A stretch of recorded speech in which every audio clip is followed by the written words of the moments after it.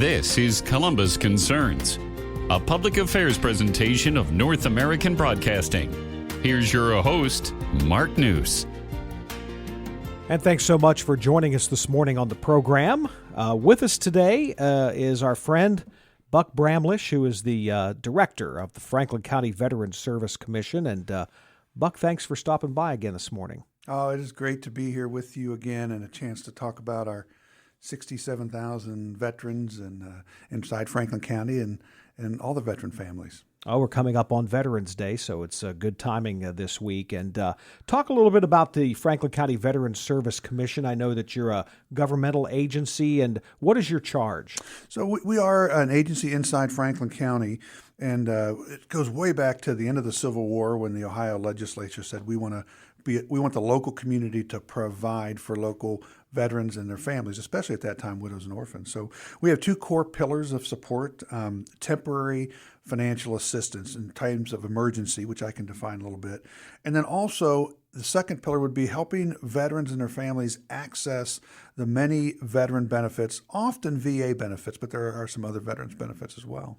And that's always seems when you talk to veterans or talk to anybody who has to deal with governmental agencies, navigating that sometimes can be a little daunting, and that's where you guys can really help out. Yeah, that's great. So let's start with the veterans benefits, usually VA type benefits. We serve as advocates. We have service officers that are state and nationally accredited, and we get to be advocates. So we're not the VA. We're able to understand your situation, help you get documents and records, put those things together for you, and help you submit a claim. Once that claim goes to the VA, our service officers will maintain contact and be with you the entire process, whether it's 3 or 4 months or whether it's 3 or 4 years. Buck Bramlish is here, the director of the Franklin County Veterans Service Commission. What's your website address, and how can people get a hold of you in other ways? So the first way would be, if you want to contact us, please call us at 614-525-2500. If we don't pick up, leave a message, and we've gotten very good in these days at pushing that information out to our various service officers to make a phone call back to you. Or you can visit our website at vets.franklincountyohio.gov. And we'll give, of course, the website address and the phone number again before the program is over if you want to grab a pen or a pencil. Do you work pretty closely with other veterans organizations and with the military itself? Yeah, it's important. We see our role as a specific part of the role when it comes to, let's say, emergency financial aid. So someone that's struggling financially in their life, we kind of see ourselves as triage. We're the ones that are able to stop the bleeding, if you will, right away. We have the ability to pay somebody's rent, pay somebody's mortgage. We pay it directly to the organization. We have the ability to pay utilities, to provide food cards, those kinds of things. And sometimes that's enough. Sometimes someone lost work for a couple of weeks. They had a sick spouse that missed work, and they're struggling. And we solve that small problem. But often someone has more challenges and they've had some financial strains for a while. So when we pay those bills for them, we make referrals to those organizations, whether it be the VA social work team, housing support, Office on Aging, Jobs and Family Services, local veterans organizations. We try to coordinate with them because often we solve the immediate problem, but they help solve the long-term problem. Sometimes it's jobs. Veterans they may have difficulty maintaining the type of job that can support them. We will refer to someone very common like Ohio Means Jobs.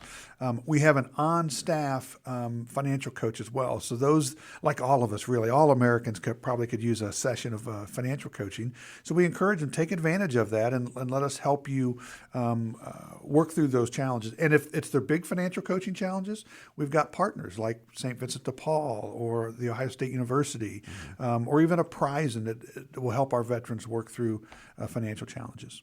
Now, one of the issues that we heard a lot about during the pandemic was the issue of people possibly getting evicted from their homes because they were out of jobs for the pandemic. On an ongoing basis with veterans, I know that that's one issue that you deal with a lot, evictions and this emergency financial help. That's a great one. Thank you for pointing it out. I'll use 2019 numbers. In 2019, pandemic, we provided over 1,000 veterans support with rent and mortgage, and it was over $1 million worth of support. And quite often it was people that are veterans that would get behind, and they would need help going forward. And it was eviction prevention, homelessness prevention. One of the things we find that when someone gets evicted, suicide ideation starts to increase. And so we work very hard on this process. So we participate with eviction court with some other great partners out there that are part of the eviction court process. And if you're a veteran, we will work to be one of the resources that they discuss with the court to try to pay the current or maybe the past rent while the veteran tries to work out a program where they can perhaps pay the rent going forward.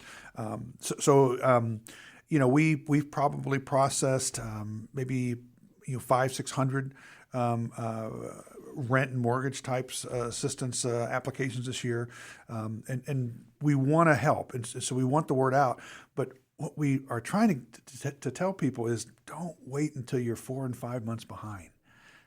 Call us at that phone number, 614-525-2500, and let us talk to you about options before you get so far underwater that it seems insurmountable. Mm-hmm.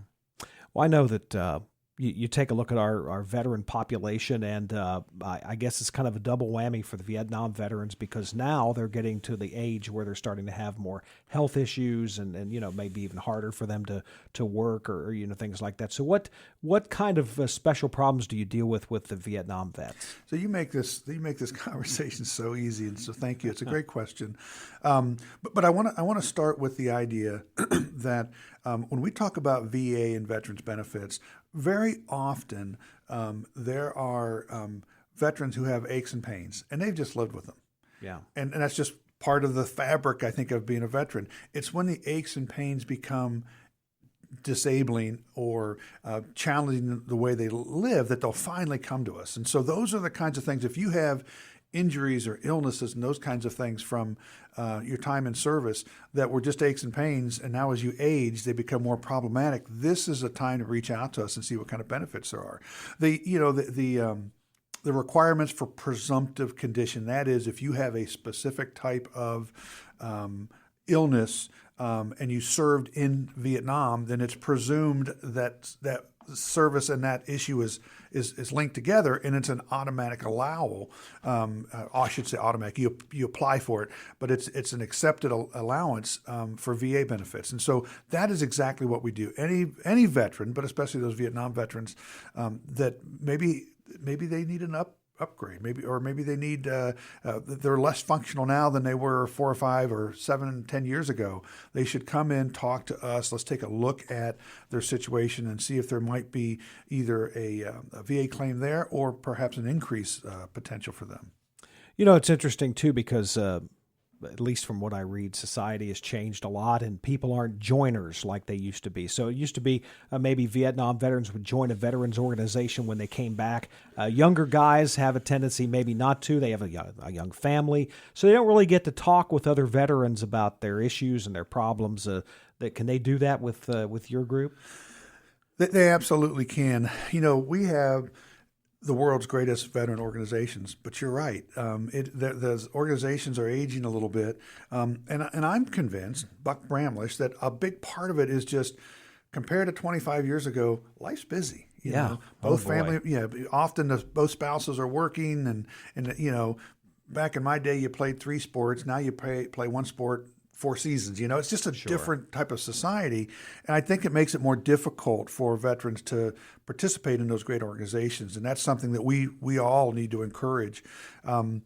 We are an organization that you can come to and talk to and say, these are the things I'm struggling with. I don't understand that related to my service, or maybe I'm just having challenges in life. And I can't seem to pay the rent. I can't seem to find a job that makes sense for me. We're not job hunters. But we're going to put you in touch with organizations that can support you in that area while we take care of the requirements, like I said, maybe of a rent payment or a utility payment. Buck Bramlish is here with the Franklin County Veterans Service Commission. He is the director. And again, give us the phone number and the website address. The phone number is 614-525-2500, and the website is vets, VETS, franklincountyohio.gov. Talk about the folks that you have there. You touched on it earlier, who are trained to help people navigate the VA. We're a veteran organization, so everybody that works at our agency is either a veteran or a family member of the veteran. We are led by 5 commissioners that are all veterans that are appointed by the Court of Common Pleas. So we are a veterans organization through and through. There is required training to provide veterans assistance, not only financial assistance through our own organization, but through the VA. And so our service officers are both state and or nationally accredited as a service officer, so they can provide the best resource. And oh, by the way, government agency, we're free. This is something that we do, a service that we offer, and it's a free service. It's not something you pay for. Talk a little bit about when it comes to medical benefits for veterans. That goes also through the VA. Can you help them navigate through the medical benefits as well? It can be a little bit complicated because the eligibility for medical benefits has changed over time. So we have a great clinic, I feel, here in Central Ohio. We are working on the social work side. We work with them every day. On the medical side, what I think is great about the opportunity here in Columbus is you start your evaluation. You have a primary care doctor at the clinic. But if you have situations and issues, often they refer you to all the great hospitals and organizations all in and around Columbus, and we know we've got great hospitals. So if you served in the military and you have some type of honorable discharge, you should just contact us, and we'll either provide you the form and some guidance on how you could apply for those benefits. I'll tell you right now, I know I'm eligible, but I haven't taken advantage of it yet. I haven't needed to. But the time's coming as I age and as I look toward retirement one day, where I'm definitely going to want to take care of or take advantage of those benefits. But the benefits are for any service member, regardless of your age. We just have to figure out eligibility with that veteran. When it comes to most programs for veterans, do the rules and do things change once they do reach like a retirement age? Again, it can get complicated if you were a reserve component, veteran who has active duty time, and you might be on one program that transitions. There's a health program for retirees called TRICARE, but some veterans also might take advantage of the VA health system. So there are various options there, and it's best to just contact us. Let us try to put you in touch with somebody that can help you figure out what you're eligible for, and then you can decide what is best for you. What about surviving spouse? Do you help the families of veterans as well? Do they have resources available to them? Yeah, and actually, even in the last month, there's been a number of surviving spouses that I've been involved with a little bit. Even in this day and age, we end up sometimes talking to surviving spouses that didn't have full knowledge of the veterans benefits. And because of that, there was a delay in filing various forms that might have got them their benefits more quickly. I would, it's a call to action. If you're a veteran out there, talk to your spouse. Let him or her know about what at least you know about your veterans benefits. Let them make sure that they have a copy of your DD 214. Now that might be a different language to many, but if you're a veteran, that form talks about your discharge from the service. It's a very important form. Let them know where that DD 214 is, and tell them, hey, if something would ever happen to me, take this to your local Veteran Service Commission and say, this is what happened. Can you help me? Because really, that's all we need to get started is that DD 214 of the veteran, so we can get started. Now, benefits, there are various benefits that are available. Was the veteran a wartime service member? There might be some benefits later in life.